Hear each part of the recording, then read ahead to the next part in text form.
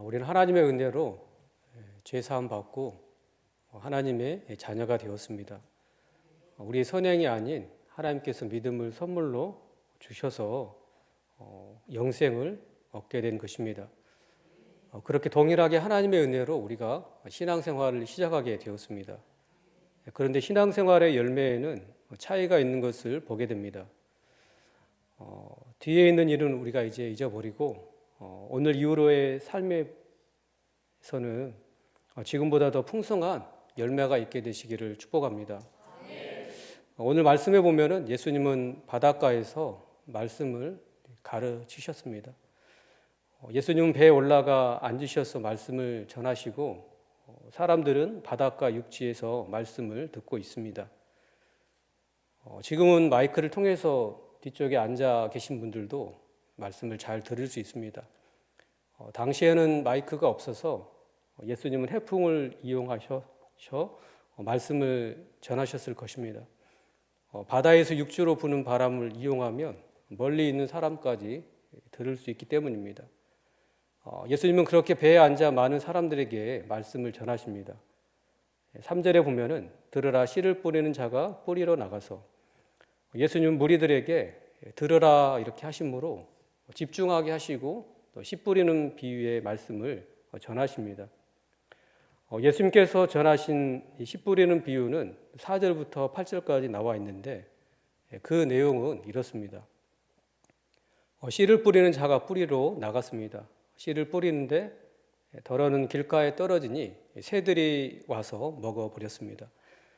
또 덜어는 흙이 많지 않은 돌밭에 떨어지니 흙이 깊지 않으므로 싹이 곧 나왔지만 해가 뜨자 타버리고 뿌리가 없어서 말라버렸습니다.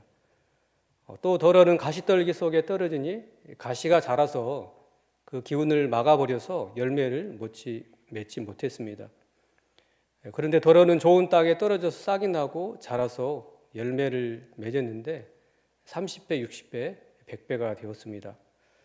제자들은 예수님의 말씀을 깨닫지 못했습니다. 그래서 예수님께서 홀로 계실 때 비유의 의미를 물어봅니다.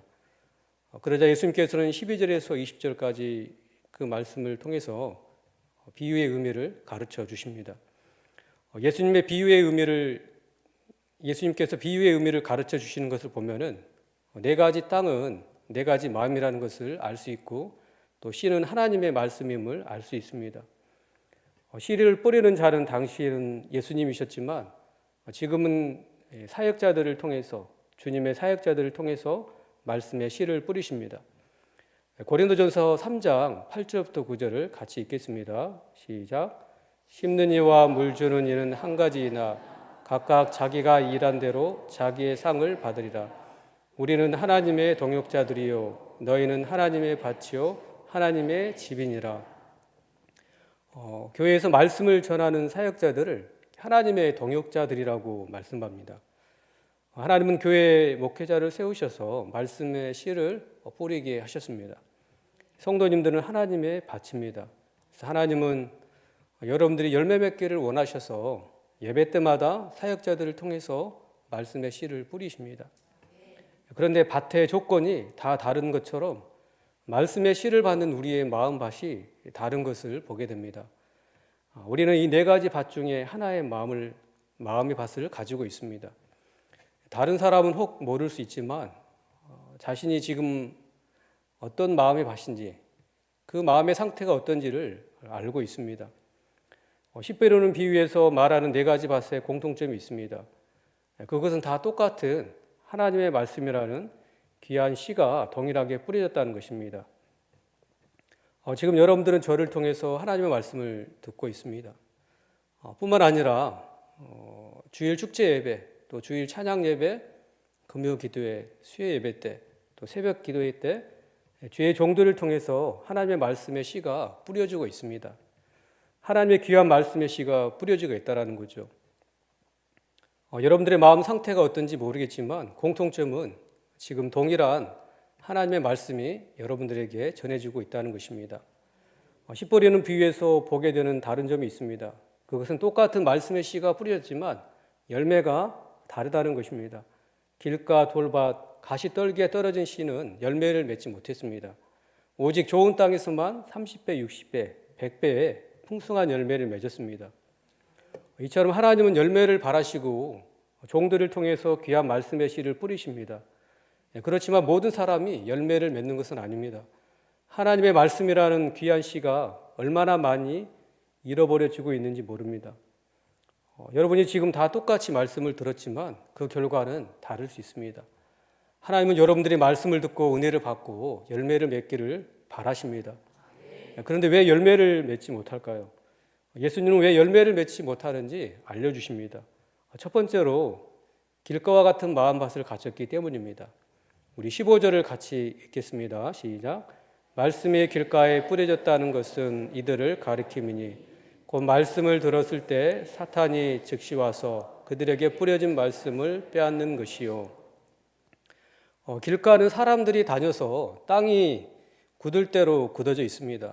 이런 곳은 아무리 좋은 씨를 뿌리고 또 계속 뿌려도 결코 열매를 맺을 수 없습니다. 길가와 같은 마음은 어떤 마음일까요? 길가와 같이 굳을 대로 굳은 완고한 마음입니다.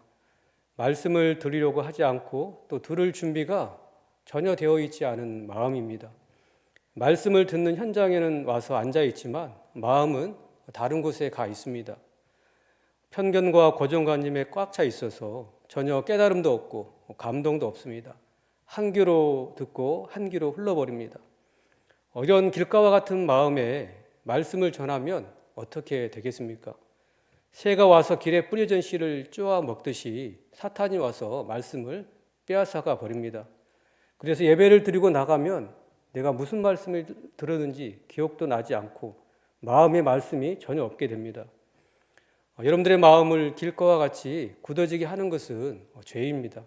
죄를 지으면 회개해야 합니다. 회개하지 않고 계속 죄악된 길로 가게 되면 마음이 완고해집니다. 한 주간 그렇게 살다가 그런 마음으로 예배 드리러 이렇게 나오면 말씀이 잘 들리지 않죠. 그래도 우리가 소망이 있는 것은 좋은 마음이 될 수 있는 기회가 있습니다. 호세아서 10장 12절을 같이 읽도록 하겠습니다. 시작. 너희가 자기를 위하여 공의를 심고 인애를 거두라. 너희 묵은 땅을 규경하라. 지금이 곧 여호와를 찾을 때니 마침내 여호와께서 오사 공의를 비처럼 너희에게 내리시리라.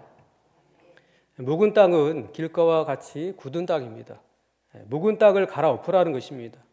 묵은 땅을 갈아엎는 것은 회개입니다.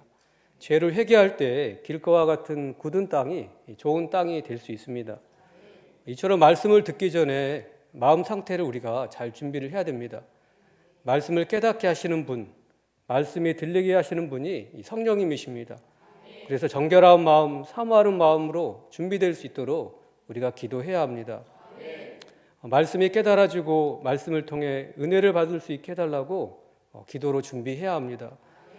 주께서 우리에게 말씀을 풀어주시도록 기도를 해야 됩니다. 누가복음 24장 32절에 보면은 그들이 서로 말하되 길에서 우리에게 말씀하시고 우리에게 성경을 풀어주실 때 우리 속에서 마음이 뜨겁지 아니하더냐 하고, 엠마오로 내려가는 두 제자에게 부활하신 예수님이 찾아오셔서 성경을 풀어주실 때, 말씀을 풀어주실 때 그들의 마음이 뜨거워졌습니다. 이처럼 성령께서 우리로 말씀을 풀어주시도록 기도로 준비해야 합니다. 하나님은 우리가 말씀의 은혜를 받고 풍성한 열매를 맺기를 원하십니다. 그러나 마귀는 말씀을 듣는 자리에 오지 못하도록 방해하고 유혹합니다. 말씀을 듣는 자리에 왔다면 이제 말씀을 듣지 못하도록 방해하고 또 열매를 맺지 못하도록 말씀을 빼앗아갑니다. 그래서 마귀를 대적하는 기도를 우리가 또한 해야 합니다. 하나님께서 우리로 열매 맺기를 원하셔서 귀한 하나님의 말씀을 종들을 통해서 뿌리십니다. 좋은 마음밭으로 준비되어서 귀한 하나님의 말씀이 헛되이 뿌려지지 않고 열매 맺게 되시기를 축복합니다. 사무엘상 3장 19절에 우리 한번 같이 읽겠습니다. 시작. 사무엘이 자라매 여호와께서 그와 함께 계셔서 그의 말이 하나도 땅에 떨어지지 않게 하시니, 하나님께서 사무엘과 함께 하시자 사무엘이 백성에게 전한 하나님의 말씀이 하나도 땅에 떨어지지 않았습니다. 백성들의 마음에 뿌려져서 그 말씀이 역사하고 열매를 맺었습니다. 자기 자신의 마음밭을 위해서 기도하시고 또 말씀을 증거하는 종들을 위해서 기도해 주시기 바랍니다. 그래서 귀한 하나님의 말씀이 땅에 떨어지지 않고 마음밭에 잘 뿌려지게 되기를 원합니다. 우리 전도서 12장 11절을 같이 읽겠습니다. 시작. 지혜자들의 말씀들은 찌르는 채찍들 같고 회중의 스승들의 말씀들은 잘 박힌 목 같으니 다 한 목자가 주신 바이니라. 아멘. 하나님의 말씀이 잘 박힌 모처럼 마음에 박히게 되기를 기도하시기 바랍니다. 그래서 그 말씀이 마음에서 역사하고 삶의 변화가 일어나게 되기를 축복합니다. 두 번째로 열매를 맺지 못하는 것은 돌밭과 같은 마음을 가졌기 때문입니다. 우리 16절에서 17절 같이 읽겠습니다. 시작. 또 이와 같이 돌밭에 뿌려졌다는 것은 이들을 가리킴이니 곧 말씀을 들을 때 즉시 기쁨으로 받으나 그 속에 뿌리가 없어 잠깐 견디다가 말씀으로 인하여 환난이나 박해가 일어나는 때에는 곧 넘어지는 자요. 돌밭에 뿌려졌다는 것은 말씀을 들을 때 즉시 기쁨으로 받습니다. 그런데 문제는 뿌리가 없어서 잠깐 견디다가 말씀으로 인하여서 환난이나 박해가 일어나면 곧 넘어진다는 것입니다. 문제는 뿌리가 없는 것이 문제인데 왜 뿌리를 내리지 못합니까? 돌이 문제입니다. 처음에는 싹이 나왔지만 흙이 얕고 그 밑은 온통 돌이기 때문에 뿌리를 내리지 못한 것입니다. 곡식이 싹을 틔우고 자라서 열매를 맺으려면 뿌리를 내려야 합니다. 뿌리를 잘 내리려면 돌이 없고 흙이 부드러워야 하죠. 그래야 씨를 뿌리면 뿌리가 잘 내립니다. 그렇지 않고 위에만 조금 흙이 있고 아래는 돌밭이라면 햇빛이 비치면 잠깐 견디다가 시들어 죽고 맙니다. 그러나 흙이 좋으면 뿌리를 깊이 내리게 되죠. 그리고 햇빛을 받으면 시드는 것이 아니라 오히려 더 잘 자라고 열매를 풍성하게 맺게 됩니다. 그럼 돌밭은 어떤 마음밭을 의미할까요? 순간적인 충동이나 감정의 지배를 받는 마음이라고 할 수 있습니다. 그래서 말씀을 들으면 깨닫고 즉시 기쁨으로 받습니다. 그러나 그 마음 속에는 여전히 자기 생각이 강하고 완악합니다. 이런 자기 생각과 완악함이 돌의 역할을 해서 말씀이 뿌리 내리지 못하도록 방해를 합니다. 자기 생각이 강하기 때문에 말씀에 대한 확신을 갖지 못하고 또 주님께 완전히 맡기지 못합니다. 그렇게 말씀에 뿌리를 내리지 못하니까 말씀으로 인하여서 환난이나 박해가 일어나면 넘어질 수밖에 없습니다. 열매를 맺지 못하는 것입니다. 그럼 돌밭에서 열매를 맺으려면 어떻게 해야 할까요? 돌을 다 뽑아내야 되겠죠. 돌을 뽑아낼 때 흙이 깊어져서 뿌리를 내리고 성장하고 열매를 맺을 수 있는 것처럼 마음에 있는 돌을 다 뽑아내야 됩니다. 정말 될까? 내가 해보니까 안 되던데, 내 형편에는 어려울 것 같은데, 이런 내 생각, 내 경험, 교만을 다 뽑아내야 됩니다. 마음의 돌을 뽑아달라고 기도하고 또 돌 같은 내 마음을 만져달라고 기도해야 됩니다. 말씀을 온전히 받아들일 수 있는 마음을 달라고 기도해야 됩니다. 이럴 때 이제 뿌리를 내릴 수 있는 마음밭으로 준비되는 것입니다. 우리는 여기에서 그쳐서는 안 됩니다. 뿌리를 잘 내려야 되는데 뿌리를 잘 내리기 위해서는 들은 말씀을 다시 묵상하는 시간을 가져야 합니다. 우리가 주일 축제 예배 때 말씀을 들으면 그것으로 끝나지 않고 셀 예배 때 다시 그 말씀을 나눕니다. 다시 말씀을 되새김질하면 그 말씀이 우리 마음을 더 사로잡습니다. 그러면 더 마음에 확신이 들고 더 강한 마음의 결단을 하게 되죠. 이런 과정을 거치는 사람과 그렇지 않고 말씀을 한 번 들은 것으로 그치는 사람과는 분명히 차이가 있습니다. 말씀을 한 번 듣고 끝난 사람은 그 말씀의 감동이 지속적이지 않습니다. 점점 말씀을 잃어버리기 때문에 실천하지 못하고 열매도 없게 됩니다. 그러나 묵상의 시간을 갖게 된 사람은 말씀에 더 강한 확신을 갖게 되고 말씀이 마음을 사로잡고 말씀에 순종하고자 하는 그 강한 결단을 하게 되는 것입니다. 들은 말씀을 묵상하는 되새김질하는 시간을 가지시기 바랍니다. 그리고 여기서 그치면 안 되고 우리는 계속 주님께 붙어 있어야 합니다. 요한복음 15장 4절부터 5절을 같이 읽겠습니다. 시작. 내 안에 거하라 나도 너희 안에 거하리라. 자기가 포도나무 아니하면 스스로 열매를 맺을 수 없음같이 너희도 내 안에 있지 아니하면 그러하리라. 나는 포도나무요 너희는 가지라. 그가 내 안에 내가 그 안에 거하면 사람이 열매를 많이 맺나니 나를 떠나서는 너희가 아무것도 할 수 없음이라. 예수님은 포도나무이시고 우리는 가지입니다. 가지가 포도나무에 붙어 있어야 자라고 열매를 맺을 수 있습니다. 가지 스스로 자라고 열매를 맺을 수 없는 것입니다. 포도나무에 붙어 있어야 수분을 공급받고 영양분을 공급받을 수 있습니다. 그리고 강렬하게 내리쬐는 햇빛에 시들지 않고 오히려 그 햇빛을 받아서 더 성장하고 열매를 많이 맺게 됩니다. 이처럼 우리는 주님 안에 거해야 합니다. 지속적으로 주님을 의지해야 합니다. 그럴 때 주님이 주시는 힘을 공급받아서 성장하고 열매를 맺습니다. 예수님이 주시는 하늘의 신령한 은혜를 공급받아서 환난을 견디고 오히려 그 환난이 우리로 더 성장하게 하고 더 풍성한 열매를 맺게 합니다. 이처럼 주님을 의지하지 않으면 말씀의 은혜를 받았더라도 그 말씀으로 인하여서 환난이나 박해가 일어나면 넘어지고 맙니다. 환경과 내 생각이 말씀을 계속 트집을 잡습니다. 말씀과 갈등을 일으키고 결국에는 말씀을 저버립니다. 이래서 안 되겠다, 저래서 안 되겠다 이렇게 하면서 열매도 맺지 못하고 말씀에서 떠나버립니다. 마음의 자기 생각, 자기 경험, 교만의 돌을 뽑아내시고 말씀의 뿌리를 내리시기 바랍니다. 주님께 계속 붙어 있으므로 환난을 견디고 오히려 그 환난으로 인해서 더 성장하고 더 풍성한 열매를 맺게 되시기를 축복합니다. 세 번째, 열매를 맺지 못하는 사람은 가시떨기와 같은 마음을 가진 사람입니다. 18절에서 19절에 보면은 또 어떤 이는 가시떨기에 뿌려진 자니 이들은 말씀을 듣기는 하되 세상의 염려와 재물의 유혹과 기타 욕심이 들어와 말씀을 막아 결실하지 못하게 되는 자요. 가시떨기는 가시덤불을 말합니다. 이 가시떨기에 떨어진 씨는 처음에는 싹을 틔우고 뿌리를 내립니다.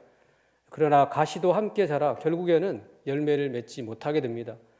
곡식이 자라서 열매를 맺으려면 햇빛을 받고 영양분도 잘 공급을 받아야 합니다. 그러나 옆에 가시가 있어서 수분과 영양분을 빼앗고 햇빛을 차단해 버리면 열매를 맺지 못하게 되죠. 이처럼 가시떨기와 같은 마음을 가진 사람은 말씀을 받았지만 결국에는 열매를 맺지 못합니다. 처음에 말씀이 전해지면 말씀을 잘 받습니다. 그리고 순종의 발걸음을 내딛습니다. 그런데 문제는 어느 순간 찾아오는 세상의 염려와 재물의 유혹과 기타 욕심이 들어오면 그것을 극복하지 못한다는 것입니다. 우리 마음에 육신의 소욕이 있고 또 주위의 환경은 타락했습니다. 이런 내면과 외적인 환경이 가져오는 유혹을 우리가 늘 받고 있습니다. 이런 유혹을 극복하지 못하고 방황하는 사람은 결코 신앙생활에 열매를 맺지 못합니다.